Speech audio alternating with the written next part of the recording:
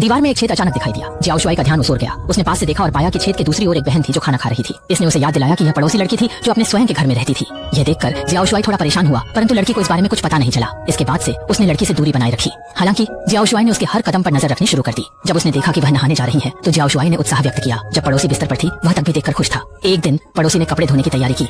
Xiao Shuai तुरंत उत्सुकता से छेद के करीब गया, लेकिन उसे कुछ खास नहीं दिखाई दिया। उत्साह में उसने दरवाजा खोल दिया और पड़ोसी के दरवाजे पर गया। थोड़ी झिझक के बाद दरवाजे पर खड़ा होने से उसे उम्मीद थी कि कुछ नया दिखे। तभी उसने देखा कि कोई उसे नीचे से देख रहा था। वह अचानक घबरा गया और सफाई करने लगा, लेकिन वह लड़की जो नीचे थी उसकी परवाह नहीं कर रही थी। वह केवल वहाँ वाले लड़के को खाना देने आई थी। जब जियाओ शुआई ने यह देखा तो उसने जल्दी से खाना उठाया और खाने के लिए तैयार हो गया। जियाओ शुआई की हरकतों पर पड़ोसियों की नजर आ गई जो बाहर जा रहे थे। वह बेहद चिंतित हो गया और अजीब बातें बोलने लगा। जब लड़की ने सुना कि जियाओ शुआई उसके बगल में रहता है तो उसने आराम से बात करना शुरू किया। उसे बताया गया कि वह जियाओ मेई नामक लड़की है। दोस्ती के आरंभ में जियाओ मेई ने जियाओ शुआई को रात के खाने के लिए अपने घर आमंत्रित किया। जियाओ शुआई स्तब्ध हो गया। उसने वो छोटा छेद फिर देखा और घबरा गया, पर उसे रोकने में विफल रहा क्योंकि जियाओ मेई बाहर आ गई। उसने छेद पर ध्यान नहीं दिया बल्कि जियाओ शुआई की ढीली बेल्ट पर मजाक करने लगी। शर्मिंदा होकर जियाओ शुआई ने जल्दी से अपनी बेल्ट ठीक की। अंततः जियाओ मेई और जियाओ शुआई ने साथ में खाना खाया और जियाओ शुआई को लगा कि न केवल भोजन बहुत स्वादिष्ट था बल्कि जियाओ मेई भी बहुत आकर्षक थी।